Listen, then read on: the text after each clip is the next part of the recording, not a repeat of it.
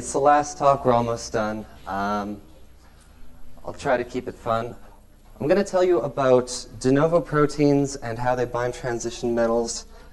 And the way I'm going to do that is I'm going to talk to you about what makes all of us come together, our common ancestry, how protein design can tell us a little bit about how we might be different, get into the actual bulk of the science, and conclude with some perspective for the future. So I know we just met, but I'd like you to meet my family. These are my ancestors from a couple hundred, well, maybe 100 years ago. And what makes them my ancestors is that we share DNA. And we share DNA, that means we share a genotype. And because the DNA makes us who we are, we share a phenotype. So you look into my eyes and their eyes, see the same neuroses. Not only do I have ancestors, but we all have ancestors. And our ancestors, as humans, were related to other primates' ancestors. So we are all sort of connected. And if we go a little further, Charles Darwin says, not only are all of us connected evolutionarily to other primates, but all eukaryotes are connected to archaea, are connected to bacteria, because there's this one last universal common ancestor. We're all connected, so that's common ancestry. And where this might become a problem is when we try to look at the tips of the tree branches and understand how life works, because all those tree branches trace back to a common stem, right? And we can imagine that if the LUCA looked different, then we would all look different. All the branches of the tree would look different. So anything that we conclude by looking at the branches of the tree has the fingerprints of this common ancestry in it. And that's not an easy thing to solve, because in considering astrobiology, we want to consider all possibilities of life. And that's sort of hampering our understanding of all possibilities. So how would we go about getting over common ancestry? Well, we'd consider alternative ancestry, and if we found another planet with life, that'd be it. We'd be done. But we haven't done that yet, so the proposition is we can use a de novo genotype to create a de novo phenotype with new properties, or maybe the same properties. Maybe life is sort of constrained in some ways. Either way would be informative.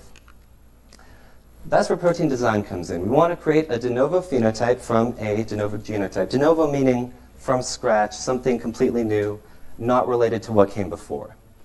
And when considering protein design, we could consider a sequence of all amino acids, every possibility, and what you'd end up with is a bunch of insoluble aggregates, and it's hard to study those.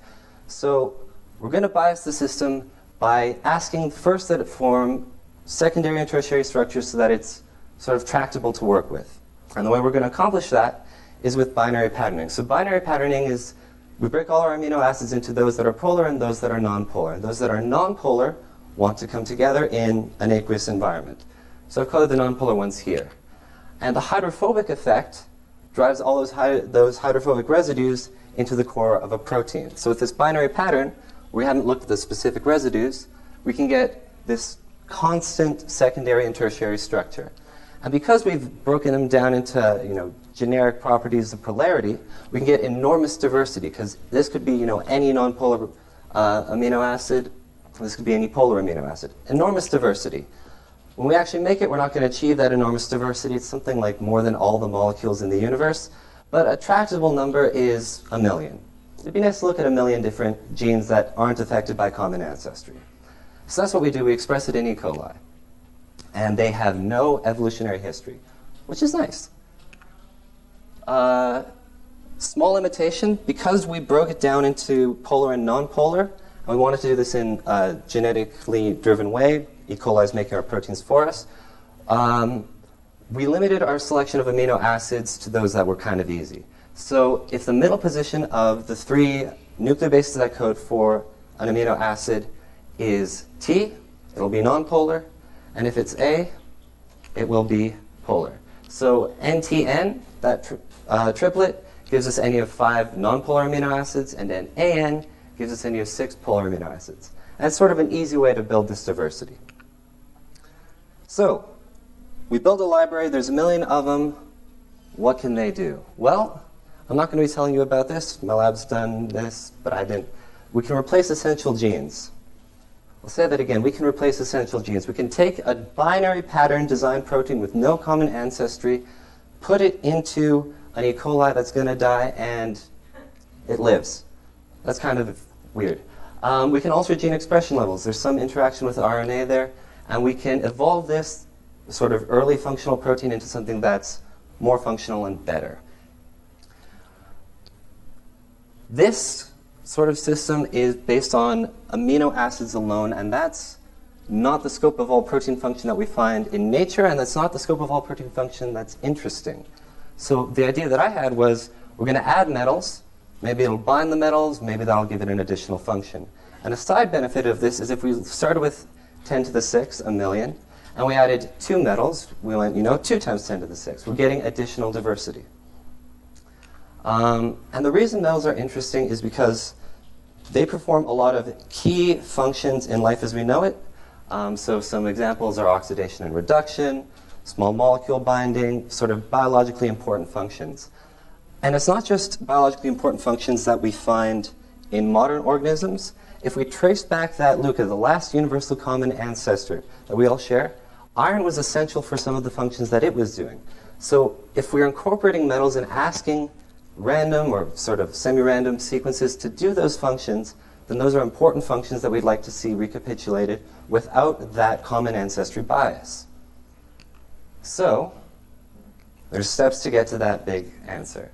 And the big question we have to answer is, can we take this binary pattern sequence, add metals, and then hopefully get function afterwards, right? But there's a prerequisite step that they stick to the metals.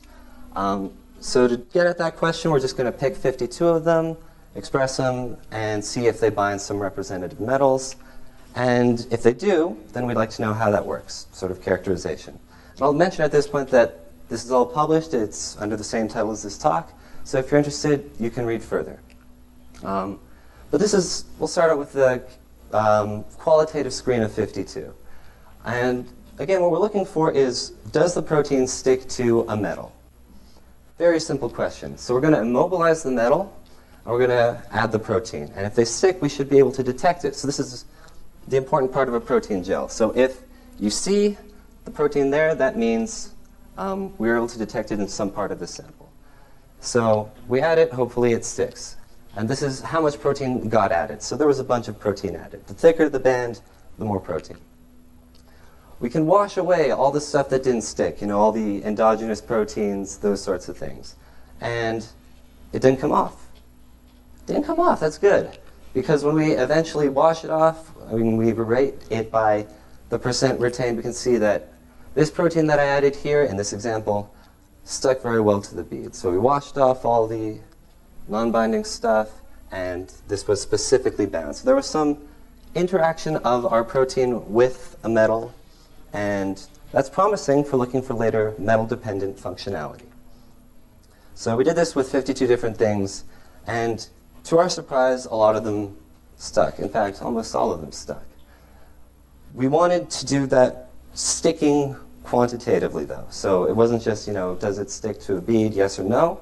We wanted that to be quantitative. So we did this with equilibrium dialysis. So these pentagons are the protein, and there's some free metal floating in solution, and there's a membrane in between the two that the metal can transfer through, but the protein can't. So we can take some from this side, measure the free metal, and add more metal, and that'll diffuse through and bind to the protein. And if we keep iterating that over and over again and measuring the free metal, we can interpolate how much was, we couldn't pull out because it wound up stuck to the protein. So we can do this quantitatively. And I'll just sort of summarize the results from all these studies. So what we saw was many possible binding sites. It wasn't just one metal per protein like you might find in evolved systems. We saw many possible binding sites, and many of them ended up being used. And that comes down to our binary patterning approach. There's 2 residues in the binary patterning approach that can bind metals. They're histidine and carboxylic acid containing residues, both of which can bind metals with different affinities. And there's a bunch of ways that this could work. So you could have it on one helix, sort of over here and one helix over here, and between the two there's a binding site. It could all be shared on one helix. It could be on the turns. There's a lot of different places this could bind, and we ended up seeing a lot of different binding sites. The screening results, I said a bunch of them. In fact, almost all of them stuck. So here's that on sort of a general look. So what we want to look at is over here, the protein of interest. It's around 10 kilodaltons. So this is a protein, it's called SF24. We add this much protein, we wash away everything that doesn't bind, and then we have see what bound to zinc, and so there's some that bound to zinc. We cut that histidine, the number of histidines on SF24 in half, and a lot of them stop binding to the metal. So the histidines were, as we expected, important for the binding.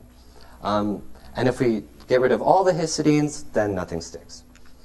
I said there was 52, so this is the 11th one, sort of showing that it's representative. Many of them bind. The 20th one also sticks. And an interesting comparison is, these are all the protein of interest, but you can take this bead experiment and look at the whole proteome that you can see on a gel of E. coli. And so all the E. coli proteins that we add are there. You know, there's thicker bands, thinner bands, but it's a lot of proteins. And if you do the same, see what sticks to metal and see what comes off, not much sticks to metal. So there's something different between our proteins, where it's abundant, and evolved proteins where this sort of sticking isn't. We did the equilibrium dialysis. We quantified the affinity. It was between 100 nanomolar and 3 micromolar, if that means anything to you. Stoichiometry, I said there's multiple possible binding sites, and there are multiple actual binding sites. So it's 1 to 4 binding sites per protein. So this one will bind, 2 equivalents of cobalt. That one will bind 4 equivalents of zinc. And more interesting is it's specific. So a single protein might bind 1 equivalent of cobalt, but more equivalents of zinc, suggesting that some of these unselected, undesigned binding sites are preferentially binding one metal and not another. So there's some specificity going on here. And in summary, because we're building towards the function, metal binding is ubiquitous, it's weak, it occurs in multiple locations in our hands, in this library. And because we don't see that same stickiness in modern proteins, it might suggest that they evolved away from this sort of permissive binding. But that's sort of speculative, hard to prove. So with natural systems, create proteins that have functions that make cats and dogs. The alternative seems less specific, bindings everywhere, and hard to say what it'll do. And that's sort of what I'd like to segue into. This is sort of tentative and unpublished stuff. But if there's an important function in life, it might be the use of ATP, right? Because ATP is the currency of the cell, and we've been hearing RNA talks. ATP hydrolysis is an important reaction. And metalloproteins can be used to do this. And tentatively, very tentatively, one of the metalloproteins seems to hydrolyze ATP and do it better in the presence of magnesium. So tentatively, this might be a result of the metal bind. Future directions. So can we create useful functional metalloproteins without ancestry? Can we evolve them to be comparable to the things we see today? Can we see how they're different from the things we see today? Because if they're different but do, let's say, the same function, that would highlight this difference between common ancestry and alternative ancestry. And sort of a question I'd like to open up to everyone here is, there's a lot of reactions that I don't realize are important, but I'm sure everyone here is more knowledgeable in. So if you have, the reaction that you're feeling patriotic about, let me know and I'll convert to your country. Can't end without acknowledging the work of the fellow members of the HEC Lab, and thank you guys for listening.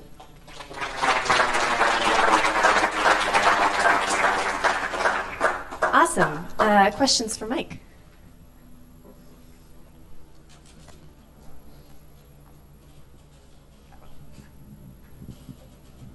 Hey, great talk. Two things. What are the lengths of the proteins that you were using? 102 amino acids. Okay, so that's not very long in terms of the proteins that we have in our cells today. Yeah. It's sort of the minimum to be a protein and not sort of a peptide. There's debate about that because insulin's a protein, but yeah, they're small. And the other thing is, I was wondering what is your hypothesis on why the proteins that are natural to E. coli, what they didn't bind to the metals. Like, I have my theory, but I'm wondering what you think. I'd like to hear your theory, but my hypothesis is sort of the reverse pressure. Metal concentrations inside of a cell are tightly regulated, right? You want only the chemistry that you want to have happen. And if there is some metal binding site that is on the surface, it might mediate a protein-protein interaction, and so two things with that surface binding will stick together. And B, it might just mess with your whole regulation system, but we can talk about it all later. Hi, great talk. So we heard that the sizes are around 100 and that you get multiple binding sites per protein.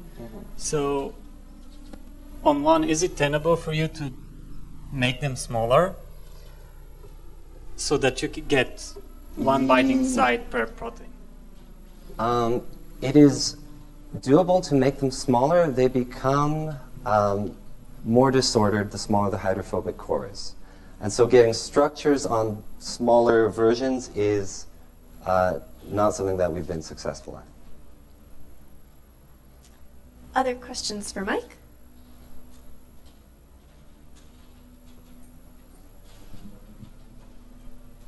Just to clarify something, you started from talking about how protein design is at such a point that we can even replace critical functional proteins in things like E. coli. At the same time, about metalloproteins, you ended with saying that perhaps we can make something that would have this critical function. So is it the case that it is harder to make metalloproteins that would be functional, and the things that you had in mind in the beginning just didn't have these metal cofactors, or what's the difference? I think because we haven't specified from the start that these are designed to bind a certain metal, that in the cell it's sort of a toss-up if they will, unless we go that further design step inside the cell. Whereas what we did design for, which was just structure, was enough to do certain other functions. So improving the metal binding will make it easier to then do the next step of metal-dependent in vivo function. Thank you. Great.